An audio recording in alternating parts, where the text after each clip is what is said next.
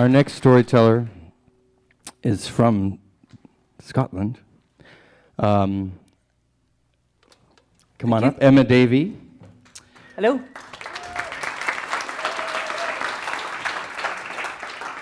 She's going to tell a story about her film, I Am Breathing. Okay. Thank you. I think that's the best version of that song that I've heard. I really like it. Thank you. Wow.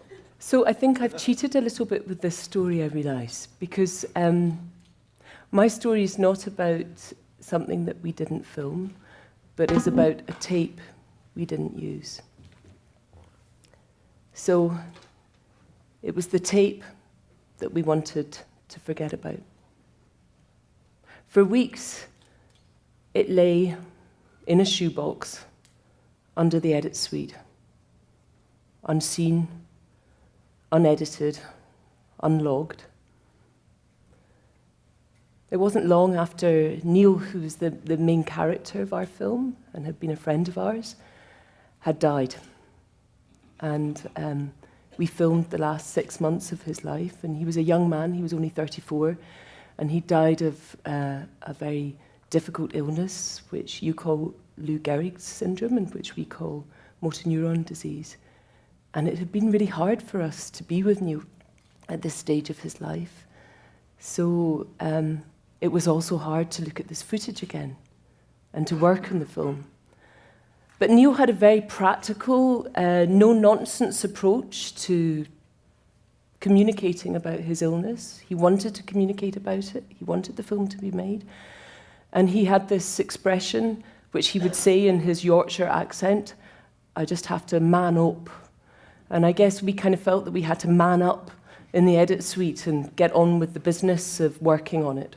So we tried to just get on really professionally and work out how to tell a story out of this thing, of these last months of somebody's life. I co-directed the film with this wonderful friend of mine called Morag. And Morag and I worked really well together. And I would sit at the edit suite, and Morag would sit beside me.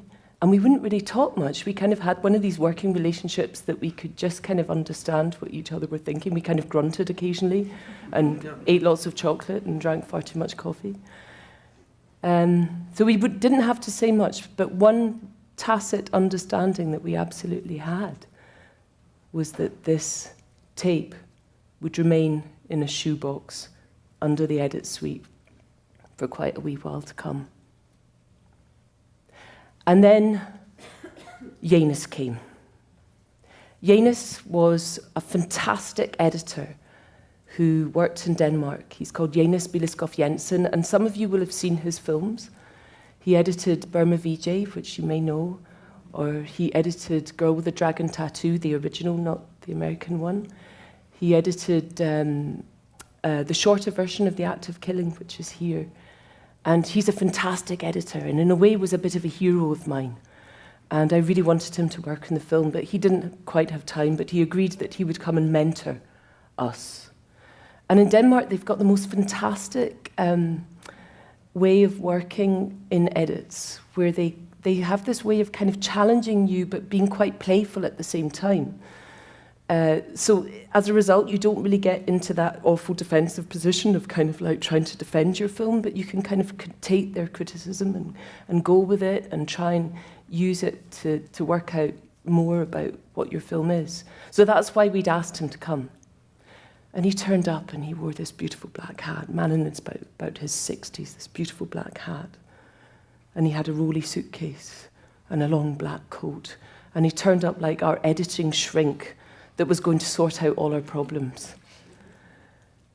So he came, and we sat in the edit suite with him, looking at all this footage. And he didn't really kind of edit much, but he asked us questions, and those questions, I think, kind of helped us go deeper with trying to work out where we were going with our film.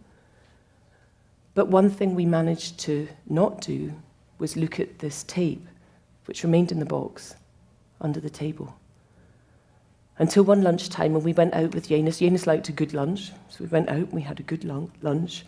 And then he turned to us and he said, so have I seen all your footage now? And we had to confess, well, there is this one tape, Janus, that we haven't quite managed to bring ourselves to see.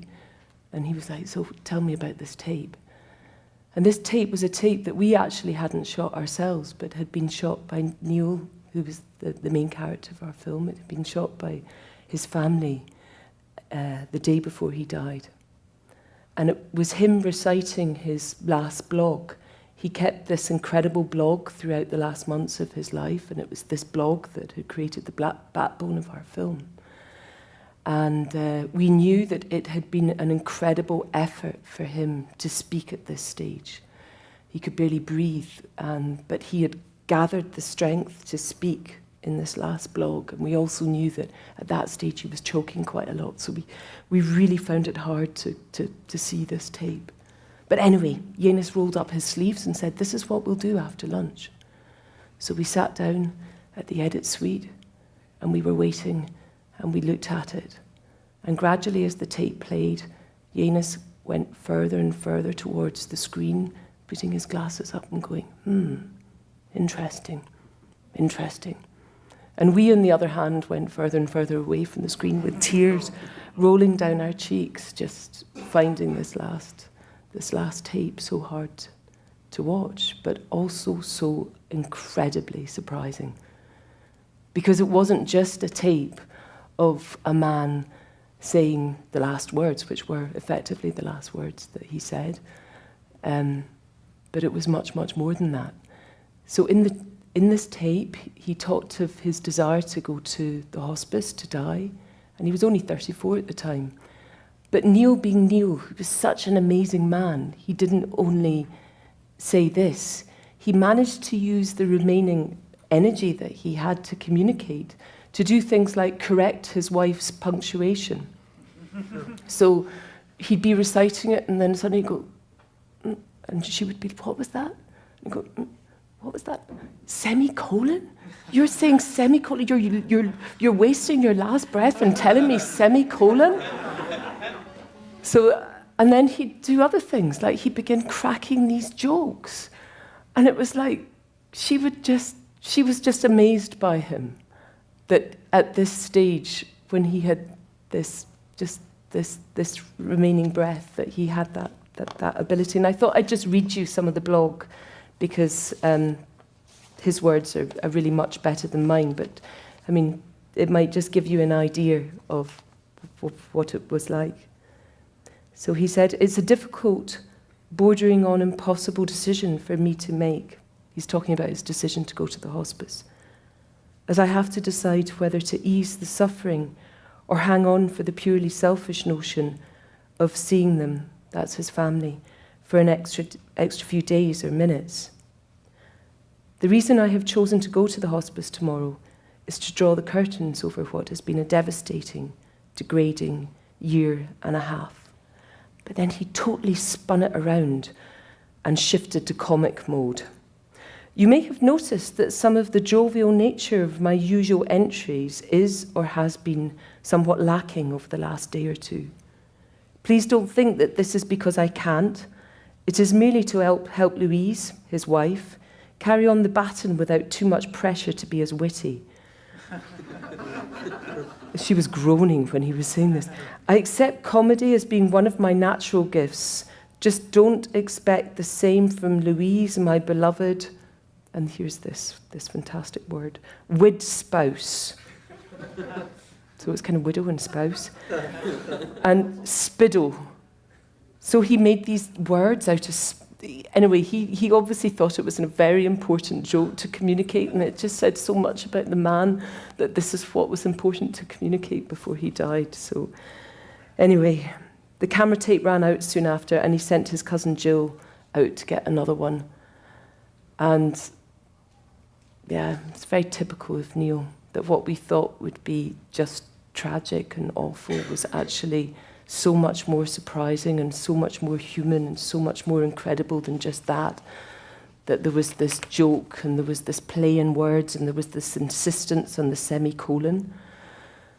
And yeah, it just amazed us.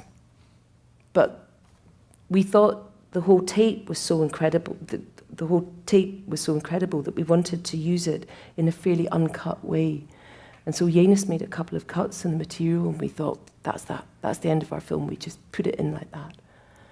But then when it came to actually, over the years trying to work on this edit, which was quite a hard edit to get just right, we found that we couldn't use the jokes, which was a bit annoying because the jokes were so important.